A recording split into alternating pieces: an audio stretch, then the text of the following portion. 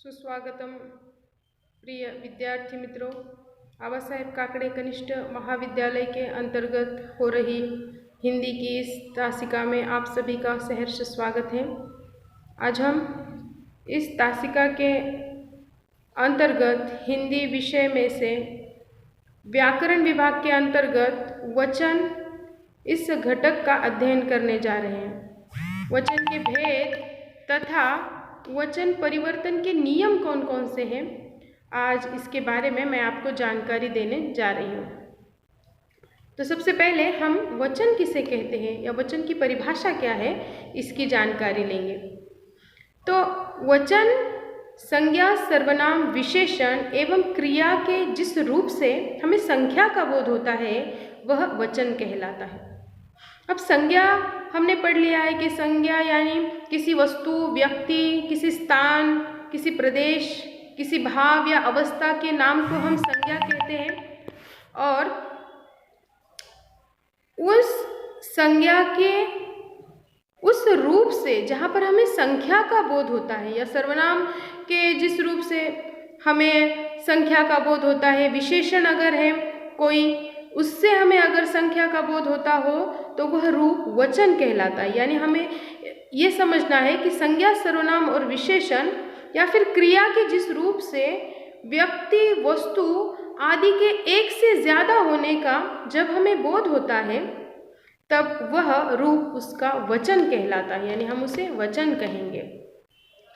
उदाहरण के तौर पर हम देखते हैं, जैसे टोकरी में केले रखे हैं, यहाँ पर केले शब्द जो है वह हमें केलों की संख्या के बारे में जानकारी दे रहा है। यानी केला यह एक फल का नाम है, यानी संज्ञा है, और केले इस शब्द से हमें उसकी संख्या का बोध हो रहा है। समुद्र में मछलियाँ निवास करती हैं। मैंने अपने घर में संतरे के पौधे लगाए हैं। और ऊपर दिए हुए इन उदाहरणों में जैसे कि हमने देखा, केले, मछलियाँ, पौधे आदि जो शब्द हैं वह वस्तुओं के दो या दो से अधिक होने का बोध कराते हैं। अतः यह शब्द वचन के अंतर्गत आते हैं। यानी इन शब्दों से हमें यह पता चल रहा है कि यह जो वस्तुएं हैं यह दो या दो से अधिक वस्तुएं हैं, इसलिए यह वचन कहलाते हैं। अब वचन के भेद कौन कौन से होते हैं? तो वचन के दो भेद होते हैं। पहला है एक वचन और दूसरा बहुवचन।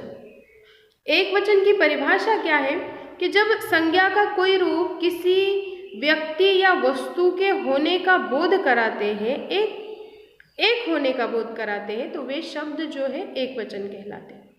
यानी संज्ञा से, उसके नाम से हमें यह पता चल जाता है कि यह वस्तु एक ही है, तो वो एक वचन कहलाएगा। जैसे कि मछली, यहाँ पर मछली जब हम कहते हैं तो हमारे आंखों के सामने एक ही मछली आती है। पुस्तक, लड़का, लड़की, कपड़ा, गाय, भैंस, सिपाही, बच्चा, माता, पिता, कमरा, घड़ी, घर, श्री, टोपी, मोर, बंदर, घोड़ा, नदी आदि जो शब्द हैं, इनके उच्चारण करते हमें पता चल जाता है कि ये सिर्फ एक ही है। यानी इनके एक होने का पता चल जाता है। यानी यह सारे जो संज्ञा शब्द हैं यह एक वचन के अंतर्गत आते हैं। दूसरा जो भेद है वचन का वह है बहुवचन, और उसकी परिभाषा हम देखते हैं कि जब संज्ञा का कोई रूप किसी व्यक्ति, वस्तु आदि के एक से ज़्यादा होने का बोध कराता है तो वह बहुवचन कहलाता है। यानी संज्ञा का वो रूप, वहाँ पर व्यक्ति हो चाहे वस्तु हो, वह एक से अधिक है, यह जब हमें पता चल जाता है तो उसे हम बहुवचन कहेंगे। जैसे कि मछलियाँ, यहाँ पर मछलियाँ कहने से हमारे आंखों के सामने बहुत सारी मछलियाँ आती है, तो यह जो संज्ञा शब्द है यह हमें उस वस्तु के अधिक होने का बोध कराता है और इसलिए वह बहुवचन कहलाता है। बच्चे, घोड़े, नदियाँ, कमरे, घड़ियाँ आदि शब्द जो है वह बहुवचन होने का बोध हमें कराते हैं और इसलिए यह बहुवचन है। अब हम ये देखेंगे कि परीक्षाओं में अक्सर हमें पूछा जाता है कि वचन बदलिए या एक वचन से बहुवचन बनाइए, बहुवचन से एक वचन बनाइए, इस तरह के प्रश्न जो है हमें परीक्षाओं में पूछे जाते हैं। तो हम एक वचन से बहुवचन बनाने के नियम कौन कौन से हैं या फिर वचन किस तरह बदला जाता है, इसका अध्ययन हम अब करेंगे। तो जब आकारांत पुल्लिंग शब्दों में आ की जगह पर ए लगा दिया जाता है तब वहाँ पर उसका वचन बदलना आसान हो जाता है। अब उदाहरण के तौर पर हम देखते हैं कि बेटा, आकारांत शब्द कौन से हैं, हमने लिंग पढ़ते समय भी देखा। बेटा, इस शब्द के उच्चारण में आखिरी जो ध्वनि है वह आ की आती है और यहाँ पर जब आ की जगह पर हम ए लगा देंगे तो वहाँ पर बेटा इस एक वचन शब्द का बहुवचन रूप तैयार हो जाता है। बेटा इस आकारांत शब्द में हम ए लगा दें तो बेटे, यह बेटा शब्द का बहुवचन बन जाता है। उसी प्रकार कपड़ा, कपड़ा शब्द के उच्चारण करते समय आखिरी जो ध्वनि हमें सुनाई देता है वह आ का होता है और इस आकारांत शब्द में जब हम ए लगा देंगे तो कपड़े, यह बहुवचन रूप उसका तैयार हो जाता है। घोड़ा, घोड़े, कुत्ता, कुत्ते आदि शब्द जो है, तो यह एक नियम है। आकारांत शब्द किसी भी शब्द का उच्चारण करने पर जब अंत में आपको आ की ध्वनि सुनाई दे, उस जगह पर जब आप ए लगा देते हो तब वहाँ पर उसका बहुवचन बनाना आसान होगा।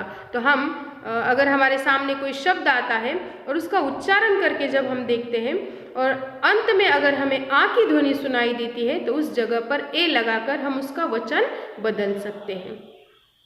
वचन बदलने का दूसरा नियम हम देखेंगे कि जब आकारांत स्त्रीलिंग शब्द में अ की जगह पर ए लगाया जाता है, आकारांत स्त्रीलिंग शब्द में जब अ की जगह पर ए लगाया जाता है, उच्चारण के बाद अंत में अगर हमें अ की ध्वनि सुनाई देती है तो वह आकारांत स्त्रीलिंग शब्द है।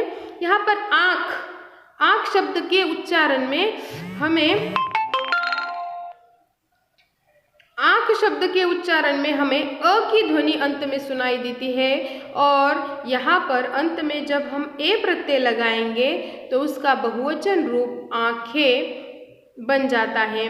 और ठीक इसी प्रकार बहन, बहन शब्द में ए लगाएंगे, ए प्रत्यय लगाकर हम उसका बहुवचन बनाएंगे बहनें। झील, झीलें, रात, रातें, बात, बातें, यानी यहाँ पर अ की जगह पर ए प्रत्यय लगाकर हम एक वचन से बहुवचन आसानी से बना सकते हैं।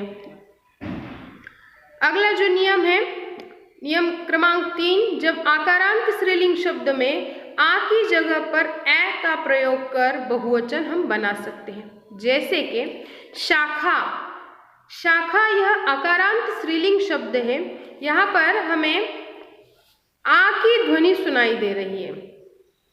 शाखा इस शब्द के उच्चारण में अंत में हमें आ की ध्वनि सुनाई देती है और इस जगह पर हम ए जब लगाते हैं तब शाखाएं, लता, लताएं, माता, माताएं, भुजा, भुजाएं, कला, कलाएं, यानी आकारांत स्त्रीलिंग शब्द में आ की जगह पर ए का प्रयोग करके हम उसका बहुवचन बना सकते हैं। नियम क्रमांक 4 हम देखेंगे, स्त्रीलिंग शब्दों में या की जगह पर या लगाकर बहुवचन बनाना। यहाँ पर चंद्रबिंदी वाला या आवश्यक है। गुड़िया यह आकारांत स्त्रीलिंग शब्द है, इसके अंत में हमें या की ध्वनि सुनाई देती है और यहाँ पर हम चंद्रबिंदी वाला या लगाकर उसका बहुवचन रूप बनाते हैं गुड़िया। ठीक उसी प्रकार चिड़िया, चिड़िया यह एक वचन रूप है और चंद्रबिंदी वाला या लगाकर हम चिड़िया यह बहुवचन रूप बनाएंगे। ठीक उसी प्रकार बुढ़िया से बुढ़िया, रीति से रीतियाँ, इस तरह से हम बहुवचन रूप बना सकते हैं। अगला नियम हम देखेंगे, जब इकारांत और इकारांत के स्त्रीलिंग शब्दों में या लगाकर ई को ई कर दिया जाता है। यहाँ पर कहा गया है कि जब इकारांत और इकारांत, यहाँ पर 2 ई की बात हो रही है, एक ई ह्रस्व है और दूसरा दीर्घ ई है। इसके अंतर्गत अगर ये स्त्रीलिंग शब्द है तो यहाँ पर हमें या की या प्रत्यय लगाकर इसका बहुवचन हम बना सकते हैं। जैसे नदी, नदियाँ, कली, कलियाँ, गति, गतियाँ आदि इकारांत शब्दों में या लगाकर हम उसका बहुवचन रूप बना सकते हैं।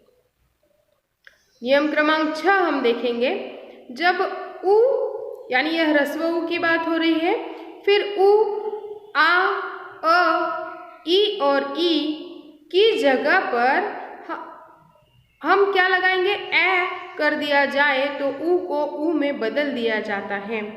जैसे कि माता में माताएं, वधु, वधुएं, धातु, धातुएं, बहु, बहुएं। यहाँ पर हमने आ, उ और उ के बदले में ए प्रत्यय लगाकर उसका बहुवचन रूप बनाया है। अगला नियम है, जब दल, रुंद, वर्ग, जन, लोग, गण आदि शब्दों को जोड़कर हम क्या बना सकते हैं? बहुवचन रूप बना सकते हैं। यानी किसी शब्द के आगे जब हम दल, रुंद, वर्ग, जन, लोग या गण ऐसे शब्दों को जोड़कर हम उसका बहुवचन रूप बना सकते हैं।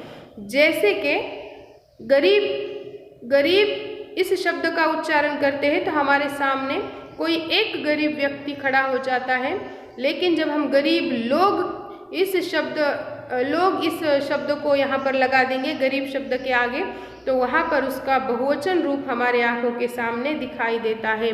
विद्यार्थी, विद्यार्थीगण, अध्यापक, अध्यापक वृंद यानी बहुत सारे अध्यापक वहाँ पर हैं, पाठक, पाठकगण, दर्शक, दर्शकगण, वृद्ध, वृद्धजन। इस प्रकार से इन शब्दों का उपयोग करके हम बहुवचन रूप बना सकते हैं। नियम क्रमांक 8 है, जब एक वचन और बहुवचन दोनों शब्द एक समान होते हैं। कई शब्द ऐसे हैं जिनका बहुवचन रूप और एक वचन रूप दोनों समान ही होता है। जैसे कि क्षमा, क्षमा का बहुवचन रूप भी क्षमा ही होगा। जल, जल का बहुवचन रूप भी जल ही होगा।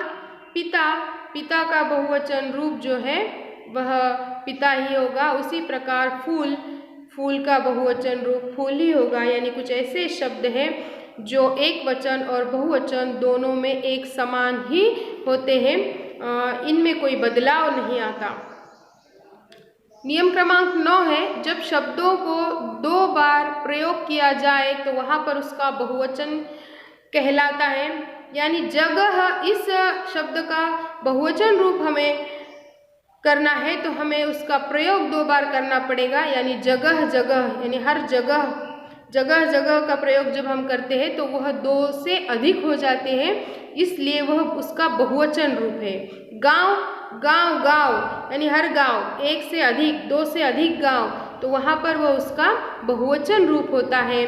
भाई, भाई, भाई, यहाँ पर भी भाई इस शब्द का बहुवचन कई बार बताने के लिए उसका प्रयोग 2 बार किया जाता है। यहाँ पर हमने एक वचन से बहुवचन किस तरह बनाया जाता है उसके नियम हमने देखे। यानी अगर इन्हीं नियमों को लेकर हम बहुवचन से एक वचन बना सकते हैं या फिर एक वचन से बहुवचन भी हम बना सकते हैं। तो आज की इस तासिका में हमने वचन किसे कहते हैं और वचन के परिवर्तन के नियम हमने देखे। अगली तासिका में हम अगले व्याकरण विभाग के अंतर्गत किसी घटक का अध्ययन करेंगे। तब तक के लिए धन्यवाद।